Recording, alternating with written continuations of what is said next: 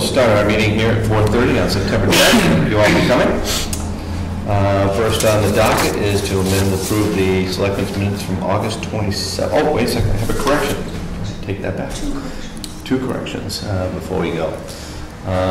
One correction was a comment that was made about the stored books. It was the Friends of the Jackson Library who wanted to store the books, not the old library committee. So, duly noted on that. Apologize for that. And the other one was in the last minutes was a spelling. Chris McAleer's name, M-C-A-L-E-E-R. Is that correct? McAleer. McAleer. Thank you. McAleer. Thank you. I'm sorry about that.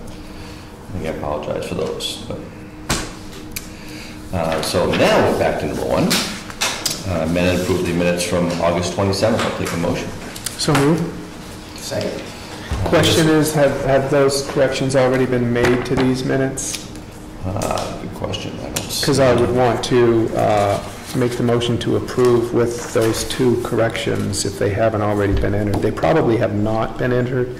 I think the Jackson, Friends of the Jackson Library was from the previous, the August 13th minutes. And then McAleer correction is for these minutes, the 27th. Okay, well, we've already approved the August 13th minutes, so I'm pleased that we've been able to correct the record on the public, but none of us caught it in time, which is okay, I think.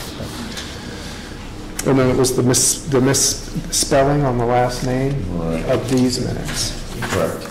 And that was trustees of the trust fund was, under new business, as far as I know. Open position, Chris McAleer is M-A-C-K-L-I-E-R, and Item that's F. incorrect? Yes. Okay, so I'll restate my motion to accept the minutes with the spelling correction on Chris McAleer's last name under Article 7F. Correct. Second. All those in favor? Aye. Aye. Any buttons doing that?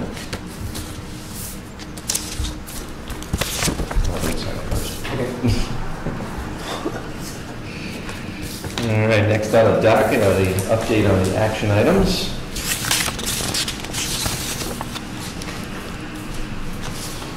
We haven't heard anything on the doublehead parking, have we, Julie? No. Nothing on that, so.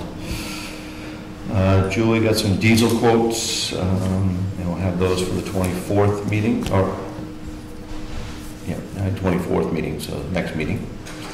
And other than that, we had nothing, so. I'll just add just when it comes to the doublehead parking issue that when we met up there on the 27th before our regular meeting, and then the letter went out to the Beals. I believe it was Monday, September 1st. The signed letter from the Selectmen went out. We drafted a letter after that meeting, like we said we would. All three of us saw it, signed off on it. The letter also went to one of the residents up there most heavily impacted to get his thoughts on it, Steve Weeder.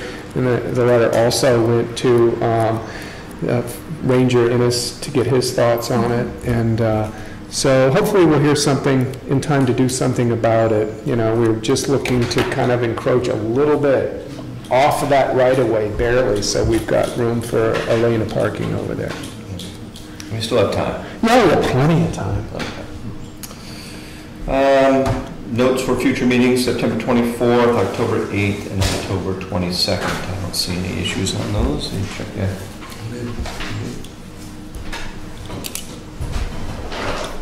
You're the busy man.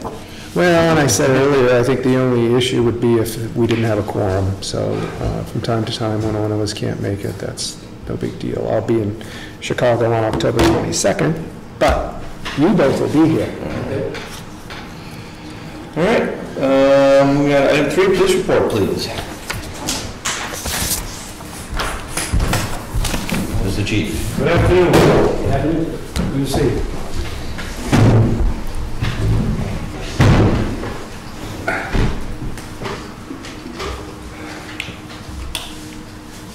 few items on my list to discuss. Just going over, last week was extremely busy, very high traffic volume throughout the week, right through Monday. Our Jackson 5 made their appearance on the golf course, which made for a mess out there. Always nice to see them, but, you know, keep the fans. Timing's everything. Keep the fans at bay. School is open, and we have begun our traffic monitoring there in the morning and in the afternoon. And we made sure we ran the parents at the school meetings and let everybody know that nothing's changed from last spring, that we're still involved in the school. It's all good. Have not been able to catch up with the school superintendent to get a meeting with him, but that's still in the works in terms of getting the Cop Sync program going.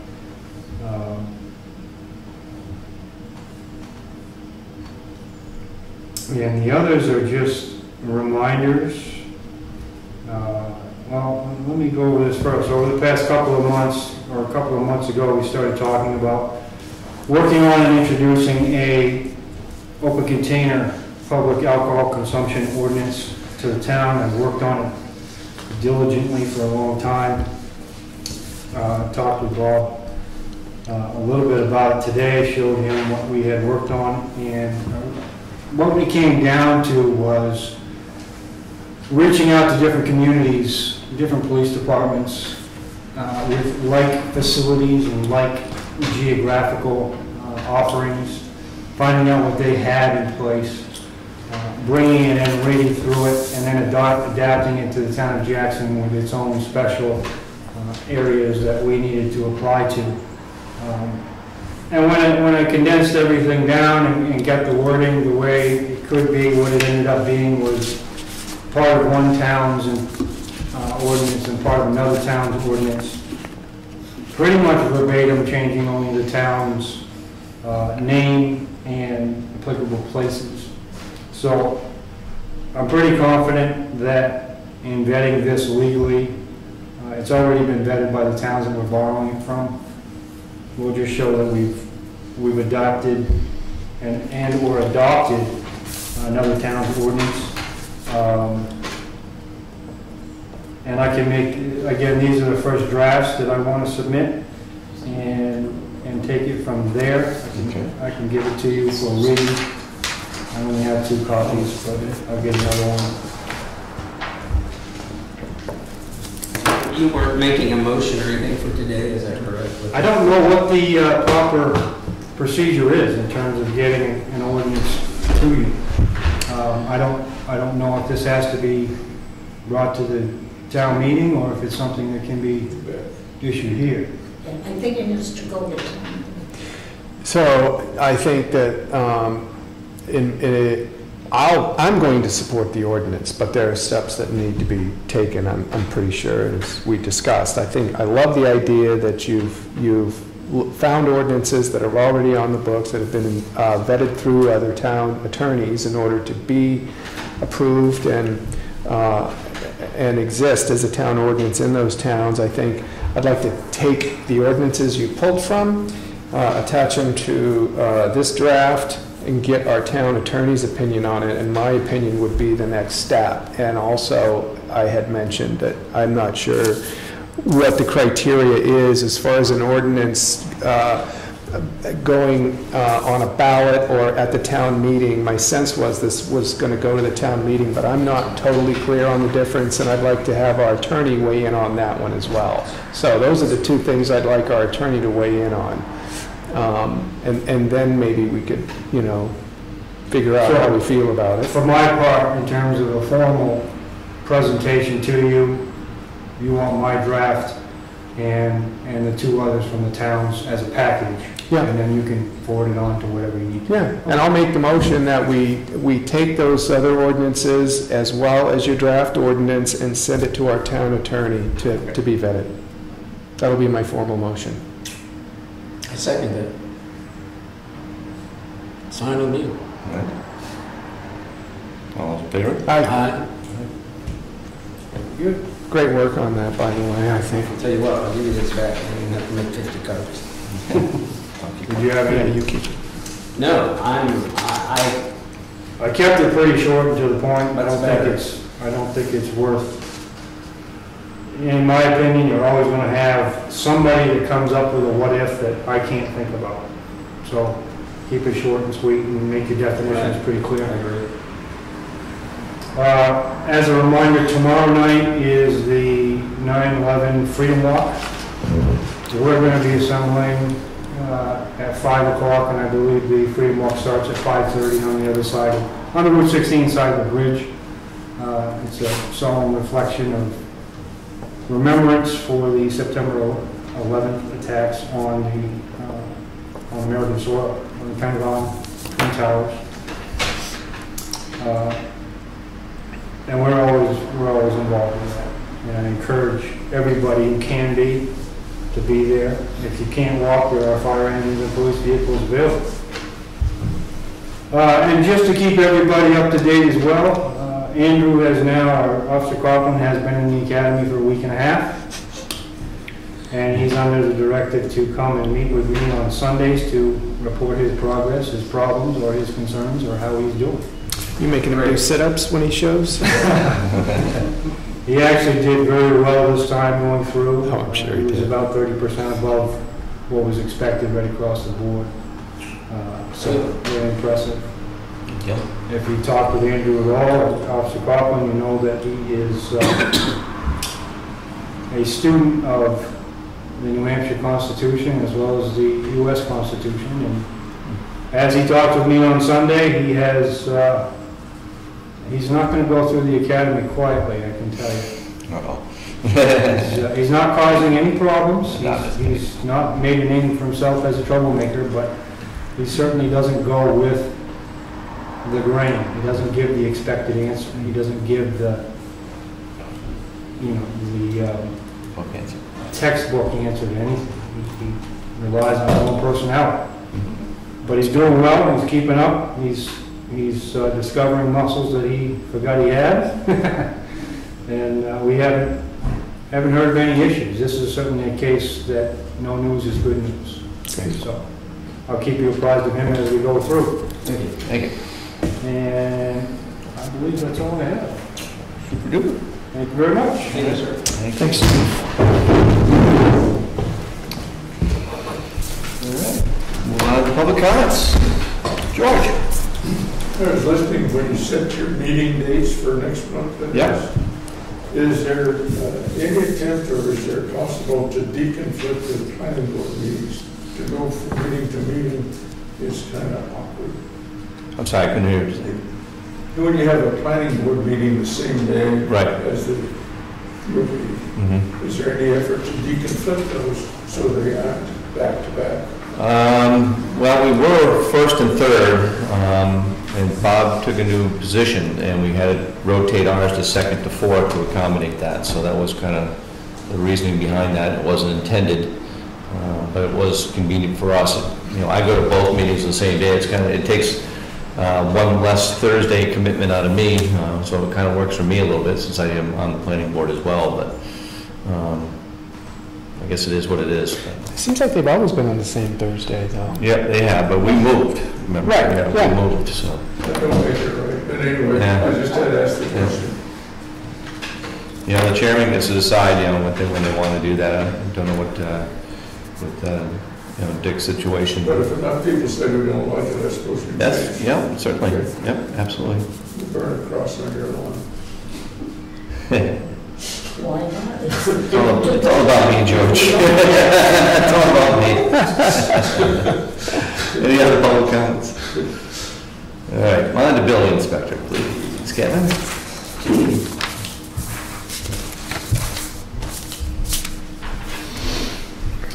Oh, yeah. All right, good. Let me see, we got one new building permit out here.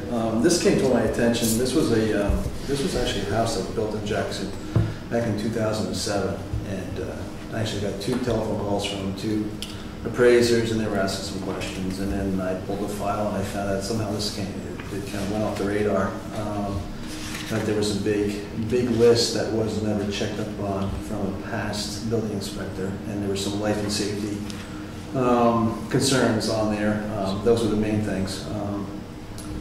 So I contacted the owner, and he was not very friendly at the moment there. And so I said, well, the town of Jackson just wants to make sure that the life and safety matters get fixed. And having to do with egress windows, smoke detectors, and receptacle in the shower. And so anyway, I finally, I talked to him and finally got his permission to go out there and do an inspection. And I said, let's just make sure the life and safety things are taken care of. They were. That's good. And then since the house isn't done, I said, you need to get a building permit. You're going to keep working on this place. And he did. And he asked about a value, and I gave him an estimate to put on there, which he was fine with. And so now we have a building permit, and yearly it'll get checked as long as the house gets built to get finished. And, so anyway, that was all about. So anyway, that's a good thing. And then I guess the site disturbance plan, and I see it was reviewed by Bert Phillips, and what it is was a driveway permit was pulled, and then also they did a intent to cut, and I'm guessing, I think it was about 2 acres, maybe a little under, but anyway, their site plan addresses the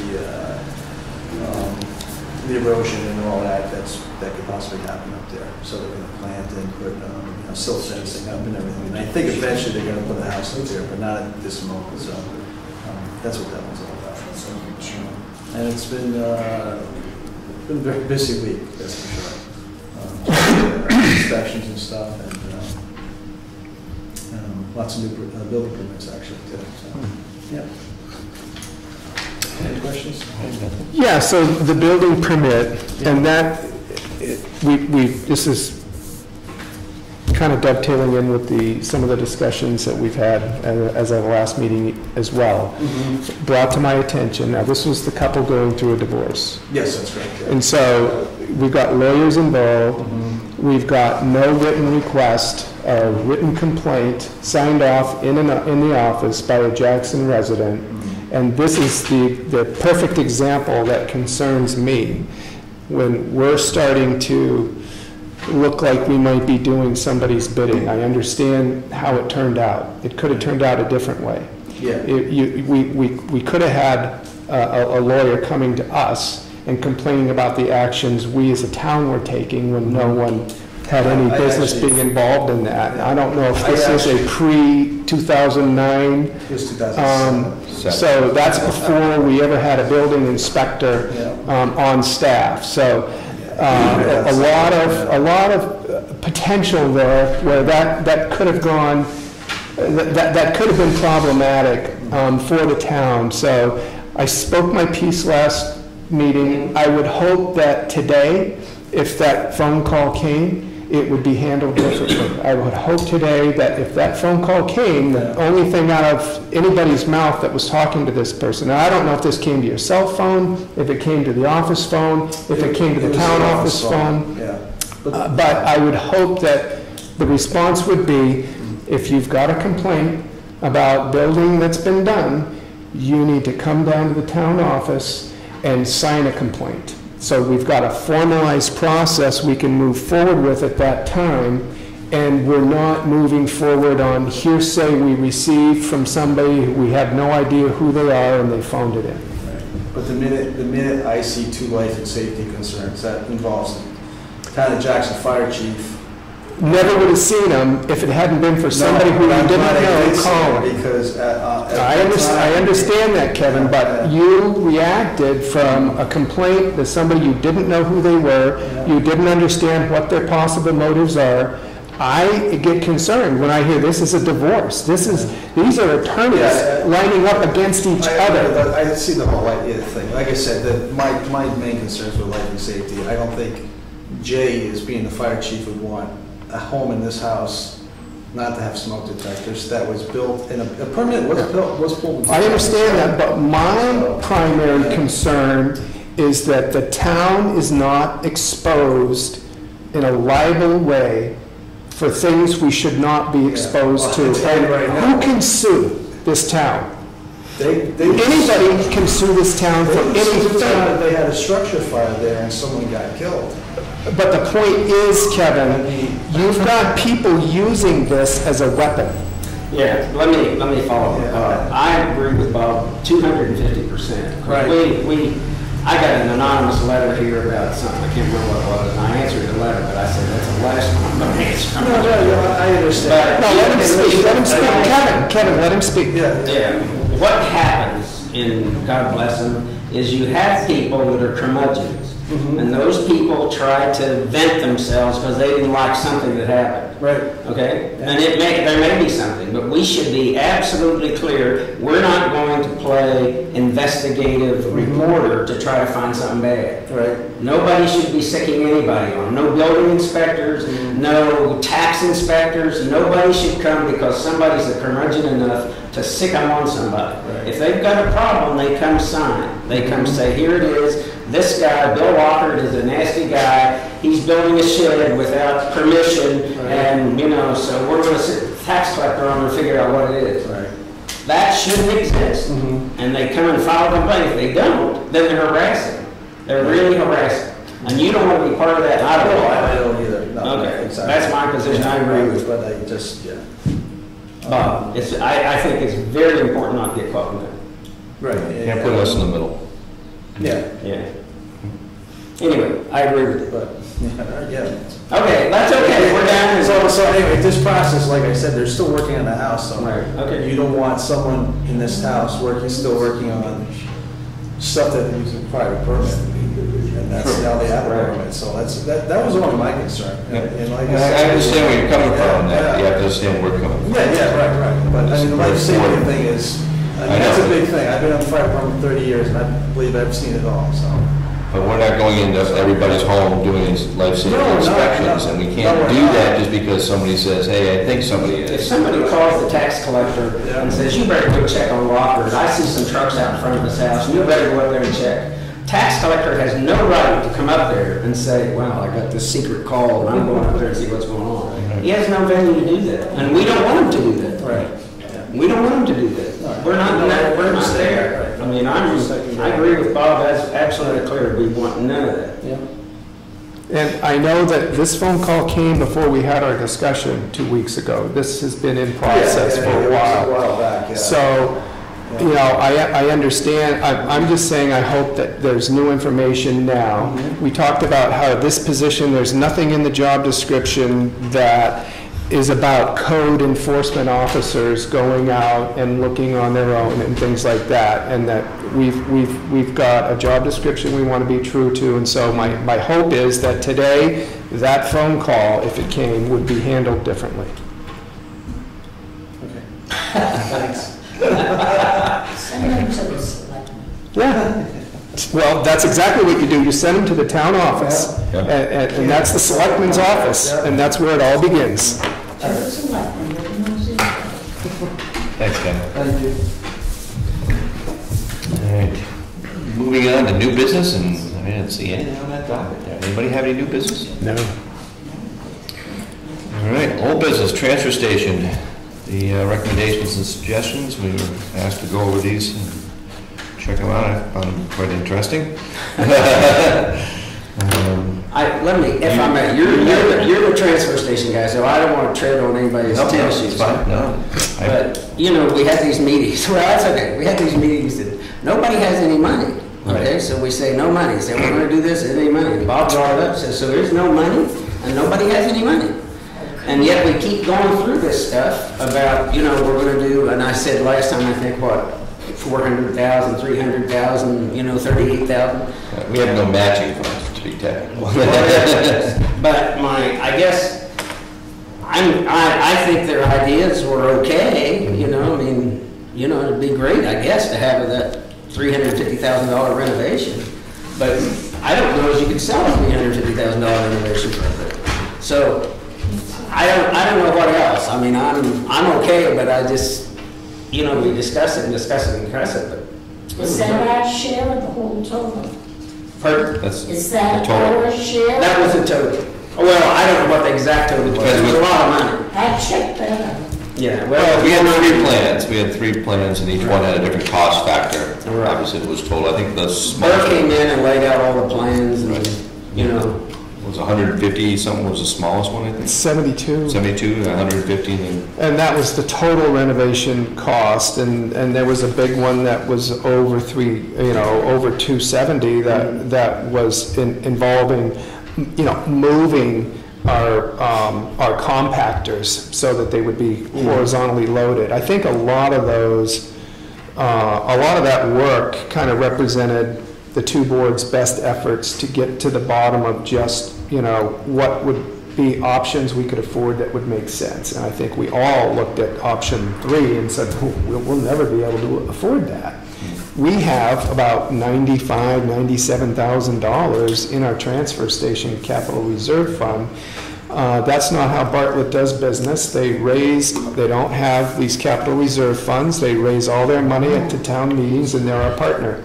So moving forward, we want to split the cost in an equitable way, and that requires us to really know what it is, if anything, that we're going to ask the voters to support in March, which means we've got to have this stuff squared away in our minds by December, right?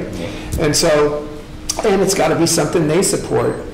I like a lot of things about this, and we were all up there, and we saw the commercial hauler dumping his truck in when we were up there on tour, and we heard the glasses and the metal and everything come clinking out. We're never going to end up, in my mind, we're not going to end up recycling at any better rate than we currently are unless we make changes. And everything that every resident in Jackson and Bartlett puts into our plastics roll-off container goes right into the compactor. None of that's recycled. We can't afford to. Now, presently it's not. It was because it was cost effective at the price point. You talk to people that, we are going to have to spend money to be more efficient up there. And I think that this team that came up and took a look, made that clear. I think, really, there are things we can do that can bring in revenue. The very first thing they talked about was essentially, nobody in this day and age is allowing commercial haulers to dump for free. And so even if we didn't have a scale, if we charged by volume, we would bring in something. That's the biggest expense up there, is what we pay for a tipping fee, or what we don't collect for a tipping fee, but we pay to take out of there.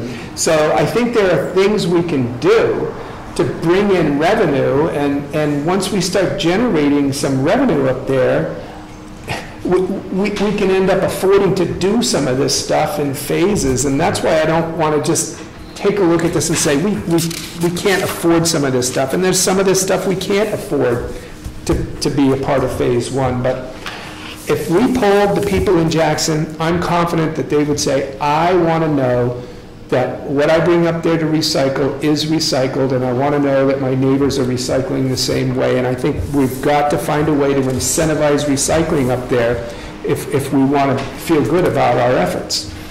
let me just, and I'm trying to understand where I'm going here, but for instance, let's take the plastics, as I understand. At some point in time, that was profitable, and then the prices changed and it became, it's not profitable. Right. So, Broke even, I think, is what. Yeah, just- so it isn't worth the extra effort for individuals to hand pack this stuff. Exactly. So I guess in other words, based on where we are right now, that's not, as Bob said, that's not going to change. I mean, you have the trucks that come in, and as I understand, most of the combined trucks or complex trucks are from the Bartlett business. Our complex trucks go directly to the dump across the hill, right? So, Most of them do. I think most of them Yeah, do. most of them do. Or a common incinerator Yeah. doesn't bring to the transfer station what they collect in Jackson. Correct. So to some extent, that question of the complex mixed trucks is something, in a sense, Bartlett would have. I mean, they've tried to face it. I know they wrote letters, pull out all the plastic and all that. But you're dealing with hotels and a whole bunch of stuff. You're just not going to get it done. It's not going to happen. So, I mean, Christmas Farm said they had different barrels and all that stuff, but it just does, you got people in the rooms and, you know, God love them, it just doesn't happen. Right. So you're at this point where we're not, this is not, I don't know, where it is, Manchester, where you have so much stuff coming in, you can say, we can do this, we can put these things in lines and get it done. So that brings us back to the money and whether, you know, Bartlett sent out the letter about recycling, but, you know, these guys that run the trucks, they just go empty the containers, they're rolling. So I guess my comments are frustration around no money, we can't really do I hesitate to use the term, but a proper recycling, I guess, based on the volume and what we're doing. You just can't get there. You should have a scale. Well, that's one of the recommendations. Tell you will never get it like that. Well, this is part of the issue. We did talk about scale. That was one of the recommendations. Yeah, that's what they Put a recommend. scale in. Because looking at a truck, well, that's so much. You're losing money. Oh, there's no question. We talked about the scale. Even, I think correct me, I think John said, not you, John, the other John, said we can get a used scale for about, I think it was $70,000 or something like that. And then I don't know what the installation would be, but you're going to have to dig a pit and for the scale and do all that kind of stuff. So if you get it for 70, my guess is, I don't know, pick a number, $50,000 to install it, because it's not going to be cheap. No, nothing's cheap. Well, They've been talking scales since Peter Kelly. Well, John said this is not a new subject. So, You could do it by the truckload, I mean, just, you know, say, hey, you don't want to fill it, that's your problem. well, that's the whole point, is that, you know, whether you're selling bags for residents, and so if you don't want to fill your bag up quickly, you recycle, or if you don't want to recycle, your bag fills up quicker and you spend more money on bags. And and that way, everybody has a choice, because just as you can hear the clinks of the glass and the metal and the tin and see the papers blowing out when there are commercial haulers dumping into our dumpsters, you can see the same thing from our residents when bags break.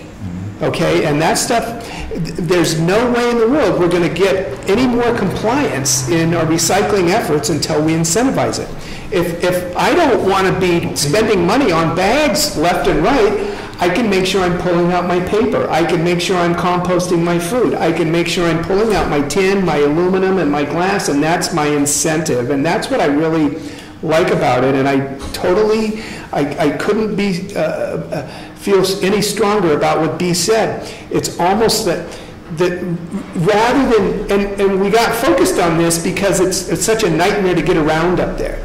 But if we invested in a scale and a horizontal baler, then we're on the road. In my mind, then we're on the road to being able to bale everything we recycle. We could, if we had a horizontal baler, regardless of the price fluctuation in plastic, we could bale it all and haul it out of there and not have it be a cost to us. Because right now, we are paying to have it hauled out of there. When we compact it, we're just not paying as much as we were at that one point where it was costing us more to have that streamed out in a container. I think, you know, and so there does need to be an investment up there.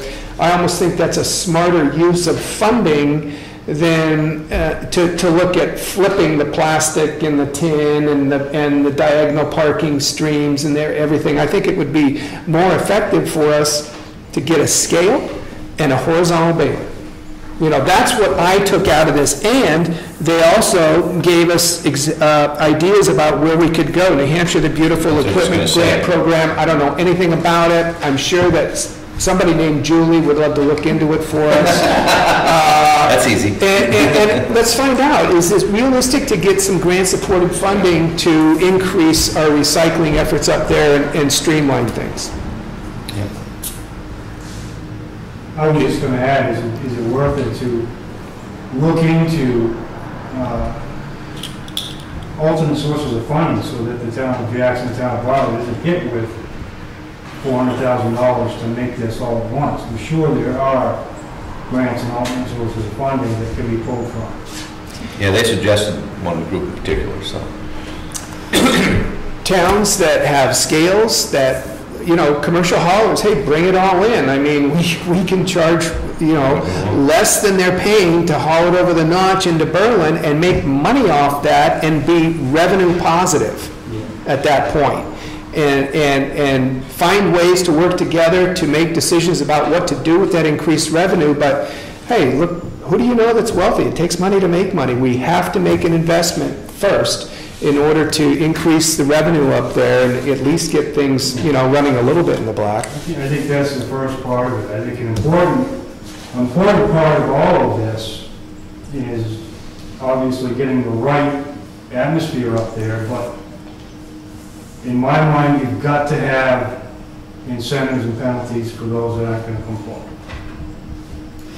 And nothing about these recommendations takes away anybody's choice. No. That's what I like about it. It's all up to you.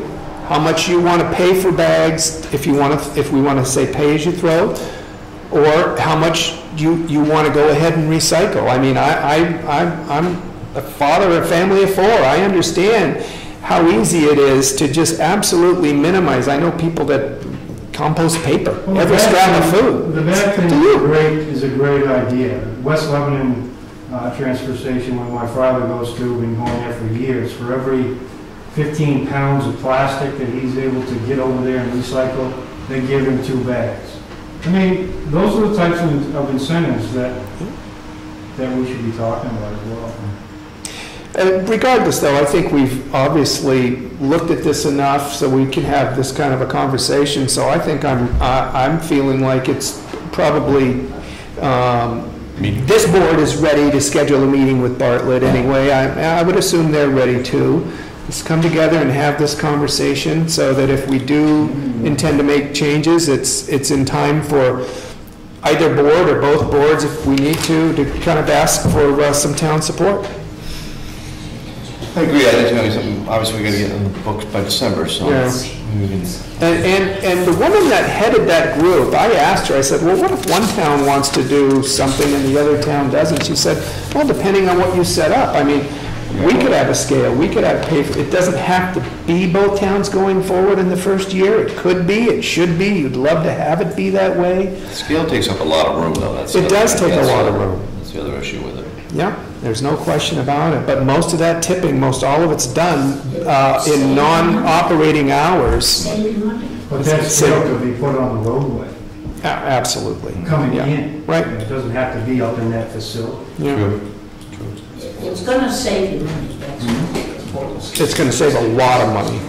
Hey, I tried to get them. Well, that's the issue, I guess, Dee, is I'm sure you did, and the question is, but if it isn't approved, we're right back where we started. Exactly. That's what I'm saying. So, I mean, there are other issues, you know, that, it's like if you stack up stuff, if you have bales and bales and bales of plastic, and you're trying to stack it up so you can get the truck out, and it's in the wintertime, and it rains and freezes, you can't get the bales out anywhere, there's no place to put them. So it's complicated. It is complicated, absolutely. It's like I asked about a bottle bill. So I'm all in favor of approaching the Bartlett Selectmen and see if it's time for a joint meeting. Sounds good. Just out of curiosity for discussion, if Bartlett, you know, and at least what I've heard is, it doesn't sound real friendly that they would be willing to go this, but let's assume if they don't, do you think that it would be possible for us to do the scales and do it separately and then have Bartlett pay for it over time or something, or is that politically? I think it would be possible, and I'd want to get some input from the assessment team. But I do believe that we could work independently from them on the scale piece. I would love to see the joint investment in a horizontal baler, because they talk about that. If you've got one horizontal baler that's the right baler, you can bale everything you're doing down there that needs to be baled. The glass, the plastic, you know, it can all be baled if you've got one horizontal baler. They're designed to do all of it. If we could work together to to invest in a horizontal baler, and maybe we go back to this assessment committee and say, hey, what if it didn't work in year one? You know, based on what you know about the transfer station, do you think it would work for a separate scale? I mean, you know, again, we could then capture the revenue stream. Everything that they're collecting in Bartlett, North Conway Incinerator, we could welcome them up. Charge them by the scale. There's no fuss, there's no muss, there's no fighting about the charge because you weigh out, and then it's a positive revenue stream for us at that point. And they would probably look at that for 1 year and look at our numbers and say, we'd like to invest in that scale. Like buy in the scale. Yeah. We can always talk about it. I'm happy to ask Julie and Julie to look into grant-funded opportunities, and I'm certainly willing to talk to the town of Milton transfer station director, whose name and number and contact information was on here and suggested to us. And I'm also happy, between now and whenever we schedule that meeting, to go up and tour the Littleton transfer station where Brian Patno is the operator, if anybody wants me to. Yeah, awesome. It'd be great if you could do that, put something on site there, so you can get a little different view of other places. Absolutely. I'm happy to do that. Well, thank you very much for it. Want to second that? No, I'm just kidding. All right, anything else on the old transfer station, or the new transfer station, maybe? Old business, I meant to say. Public comments, last time. Yes, George? Yeah, just to follow up on we're talking fees for building permits and so forth.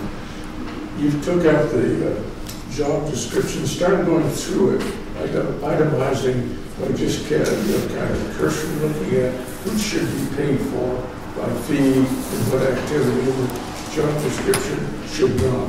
Did you go any further with that? We hadn't. Yeah, look, no, I had not. Obviously, I know about the terms. George, what portion would you think would be paid for by taxes? I don't know. I have to. I'll go get a building.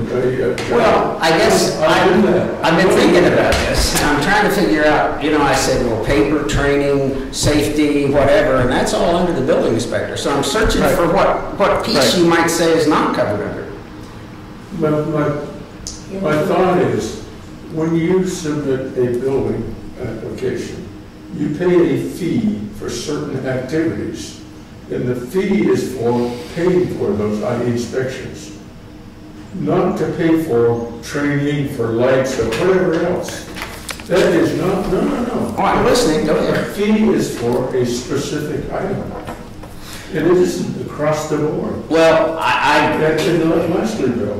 When we went through this drill of making the building inspector a town position, it was said it's going to be a wash. And so only the people that build will pay for the building inspector, the office, not just the salary. So when we say that we're now asking only those that build in the town will support the funding of the building inspector, when he does other things than just inspect buildings and provide fees. So why is that? Well, let me say, I wasn't here when you all went through the building inspector process. I mean, I came on board right after it was approved, I think, or something. So I'm not going to try to say I heard what happened. I mean, I heard all kinds of things. But anyway, my struggle is, and I'm open for discussion here, is I'm not sure what you separate out. That's my question. I mean, I'm sorry. No, I mean, you know, if he has to go to training, that's part of what qualifies him to be the building inspector. Yes, sir. Yeah, I'm not looking at separating anything out, and I went on record at the last meeting as saying that this is, the fee increase is not designed to pay for the building inspector's job. That's not the purpose of the fee. The fee is to be able to provide a service, and that the reason for increasing our fee is not because we want to pay the building inspector more money, or we want to make sure that everything that we pay out is covered necessarily, but recognizing that our fees are so far below what's recommended and where the market should be. So I in no way, shape, or form am feeling like we should be designing fee increases or decreases based on how much money we're paying the building inspector. The two things are separate. It's nice to align some of that and consider things like that, but I don't see, but that's not the purpose for increasing our fees. If I could, you were here, or you were through it, what is your opinion of this thing that he's bringing up? I mean, do you know of a fee we shouldn't be charging, I mean, under the building inspector fee? I mean, I struggle with it because I went through it between here and last meeting, and I said, I'm open for suggestions, because I wasn't here when this was developed, so I'm willing to listen, but I don't find anything in there that says, well, this part of copying papers, you know, on Saturday or something isn't covered. Right. I'm open, but I couldn't find it. My point is, Bill, I'm not talking about Kevin's salary. I'm talking about funding the position of building inspector. What funds that? Just the people that build? Well, I'm sorry, go ahead. When we had it, Kevin wasn't employed by us. They were a subcontractor, basically. So they just got the fees for doing the inspections. Mm-hmm. So it was a whole different situation. But let me ask, for instance, in that, if you contracted Bob Thompson, and you said, here's the building fee, you get the fee, and you do the work. Do the work. You do the work. Well, if he had to go get special training, or he had to make copies, or he had to go somewhere to do something, that's the fee. That's what he got. That's the fee. It's all covered, right? Well, he should be trained. I shouldn't be paying. Well, that's my point. That's back to perfect. Then all the fee went to whatever he did, he got.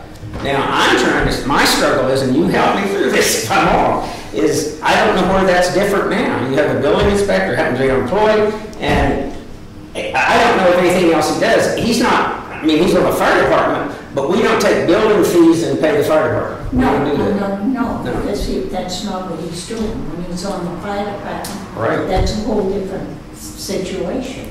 But when Andy was, he was like a subcontractor. Mm-hmm. Right. So he just got the fees for, he's building a house, what it costs to have an inspect. Correct. The wiring, plumbing, and blah, blah, blah. Well, didn't we get the fees, the town, and he billed us, is how that worked? That's right.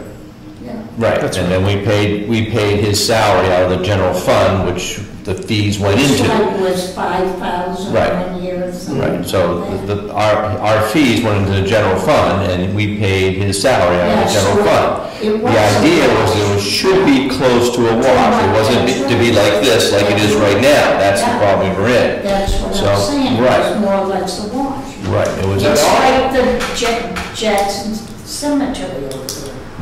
It's got so much money, it goes in the budget, but you really have the money there. You don't have to appropriate it. Right. The town pays the building inspector to do his job at 16 hours a week. And the revenue that we bring in from renovations or That's building what it should permits or be. new home construction comes to the town. Correct. And so it's, in a sense, it's the town taxpayers that have always paid for the building inspector since they've been doing work for us. We looked at the previous building inspector's charging system, and it was clear that we weren't being charged nearly what we should have been charged at the end for the work that was being done. We weren't even billed in some months that seemed like they had a number of different new permits on file. And whether that was bookkeeping services or him, whatever it was, we were not paying out for the services we I'll were check it getting. out, give you an answer. And so it's not connected. Somewhere in this whole discussion early on, as I recall, there's some directive that lays out a percentage of the building inspector position. I'm not talking the individual, the position a percentage of it should be paid by general funds, and the remainder being paid for by fees. And I'll see if I can find that. Okay. Yeah, see what you can do. And please come in between meetings, grab whatever you want to have access to out of the town office. and- Fees are paid for a service rendered, only for that. I understand your point, I disagree with it, that's all I'm saying, it's citizens' comments, you're certainly at a place where you can make any point you want, but I want to be clear, I disagree with it. There is a sort of balance, though, I understand, with like certainly the certification issue. You know, if you are already certified and you have to take courses to keep your certification, maybe the town shouldn't be responsible for that. It should be something that you do on your own, like teachers have to do. The You know, that type of individuals, thing. You know, you'll hire him, if he has to keep up with it, it's like any job. Right. And that may be one item that possibly could be considered, but again, we're not looking at Well, the only changing thing the I would, system. correct. The only thing I would say is in a previous case where you had a contractor, I agree with that. Then you gave, that's it, he has to get his own. The issue is that the town wanted their own building inspector. So now, not any different than Julie, if we send her out to get trained, we pay for it. Yeah. And you send me out to get trained, and you basically pay for it. But is it paid for by fees? Town pays the fees. Yeah, I don't pay the fee, the town pays them for Town pays the fee for our training. But only those that build pay fees. Right. I'm trying to, what now? There is no direct correlation between the fees we take in and the money we pay our building inspector. There's no direct correlation, there's no implied correlation anywhere in writing that I've ever seen. There's nothing in the job description that implies there should be, or that our fees should be set up in order to be correlated with the money we spend paying a building inspector. Anything else? Thanks. Thank you.